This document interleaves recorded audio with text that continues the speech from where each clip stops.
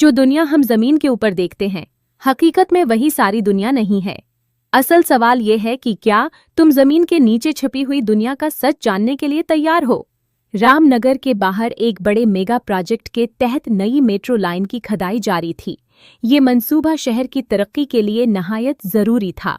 इसीलिए सैकड़ों मजदूर दिन रात खुदाई में लगे हुए थे। रामू, जो सबसे तजर्बाकार मजदूर था, अपने साथियों के साथ जमीन के तकरीबन 80 फुट नीचे खुदाई कर रहा था।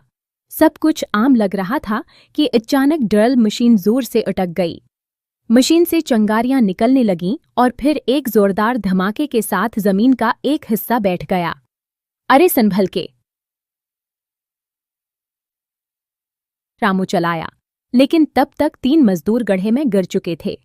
रामू और उसकी टीम ने जब नीचे झांका तो जो मंजर देखा, इस पर यकीन करना मुश्किल था। एक अंधेरी सुरंग थी, लेकिन अंदर से हल्की नीली रोशनी निकल रही थी, जैसे कोई दूसरी दुनिया अंदर बसी हो। रामू ने अपनी टार्च निकाली और रस्सियों की मदद से नीचे उतरने का फैसला किया।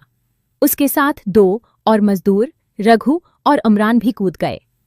नीचे पहुंचते ही उन्होंने देखा कि दीवारों पर अजीब व गरीब निशान और तस्वीरें बनी हुई थीं, जैसे कोई कदीम ज़बान। एक जगह खून के सरख रंग से बने प्रासरार निशानात भी थे। रामू ने एक दरवाजे को छुआ। जैसे ही हल्का सा धिका दिया, दरवाज़ा खुद ब खुद खुल गया। अंदर से ठंडी हवा का झोंका आया, जिससे सबके रोंगटे खड़े हो गए। अंदर घुप अंधेरा था, मगर फर्श पर हल्की नीली रोशनी फैली हुई थी, जैसे सदियों पहले किसी ने जादू से उसे रोशन किया हो। वो तीनों अंदर गए तो पीछे दरवाज़ा खुद ही बंद हो गया। अब हम वापस कैसे जाएंगे? रघु घबराकर बोला। इतने में अंधेरे में 2 चमकती हुई आंखें नजर आईं।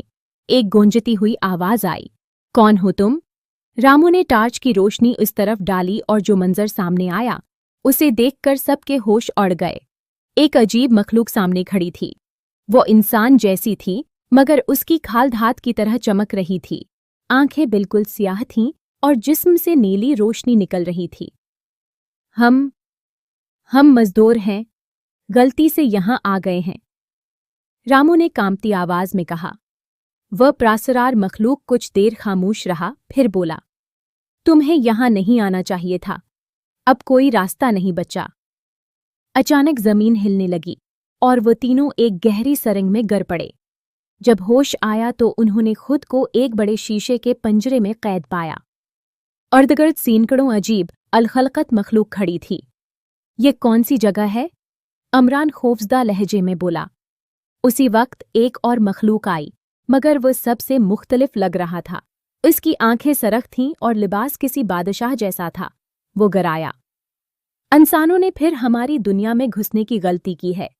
हजारों साल पहले भी तुम्हारे जैसे इंसानों ने हमें धोखा दिया था। अब हम इंसानों की दुनिया पर कब्जा करेंगे। रामू ने हिम्मत करके कहा, हमने गलती से यहां कदम रखा है, हमें जाने दो। वह बादशाह नमा मखलूक जोर से हंसा। तुम्हें कोई नहीं बचा सकता। इतने में एक बूढ़ी मखलूक वहां आई। वह दूसरों से मुख्तलिफ लग रहा था। उसने आहिस्ता कहा, अगर जिंदा वापस जाना चाहते हो तो सुनो। इस शहर के नीचे एक खफिया सुरंग है जो तुम्हारी दुनिया से जड़ती है, लेकिन इस रास्ते में वह चीज है जिससे बचना नामुमकिन है। रामू ने फौरन पूछा, कौन सी चीज? बूढ़े ने कांपती आवाज में कहा, राक्षस, ये जगह का असली मालिक। अगर वो जाग गया तो कोई भी जिंदा नहीं बचेगा।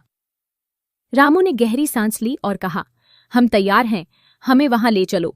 बूढ़े ने आहिस्ता से पंजरे का कफल खोला और तीनों को बाहर निकाल दिया। रामू, रघु और इमरान पंजरे से बाहर निकलते ही सहमे हुए बूढ़े मखलूक के पीछे पीछे चलने लगे। वह तंग और लंबी सुरंगों से गुजरते रहे, जहां दीवारों पर नीली रोशनी अब भी टमटमा रही थी, जैसे कोई उन रोशनियों को जिंदा रखे हुए हो।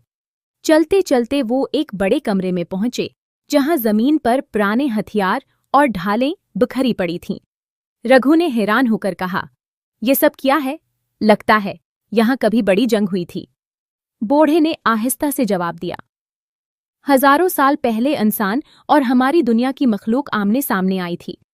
तभी उस राक्षस को बेदार किया गया ताकि वो हमारी हिफाजत करे, मगर वो किसी का भी हुक्म नहीं मानता, इसीलिए आज तक कैद है। ये सुनते ही उमरान खौफजदा होकर बोला, अगर वो जाग गया तो? बूढ़े ने सिर झुकाकर कहा, तब तुम्हारे पास भागने का भी मौका नहीं होगा। अब वो एक भारी पत्थर के दरवाजे के सामने आ गए। इस पर अजीब व गरीब निशान कंदा थे। रामू ने टार्च की रोशनी डाली तो वो निशान हल्की रोशनी देने लगे। दरवाजे के करीब एक खोखला पत्थर था। बूढ़े ने उस पर हाथ रखा और आहिस्ता से कहा, यही है वो रास्ता जो तुम्हें जमीन की सतह तक ले जाएगा। मगर याद रखो, इंदर जाते ही तुम इस राक्षस के करीब होगे। अगर उसने आंख खोल दी तो इंजाम तुम खुद समझ लो। रामू ने एक गहरी सांस ली और अपने दोनों साथियों की तरफ देखा। हमें हिम्मत दिखानी होगी। अगर हम यहां से निकले तो शायद सबको बता सकें कि जमीन के नीचे की दुनिया की हकीकत क्या है। दरवाजा आहिस्ता आहिस्ता चरचराता हुआ खुलने लगा। अंदर से एक खौफनाक घड़घड़ाहट की आवाज आने लगी, जैसे कोई बहुत बड़ी चीज अपनी नींद में क्रोट ले रही हो। रघु के पसीने छूट गए, अमरान के हाथ कांपने लगे और रामू की आंखों में भी खौफ झलकने लगा। बूढ़े ने आखिरी बार कहा, अब फैसला तुम्हारे हाथ में है, आगे बढ़ो या वापस पलट जाओ।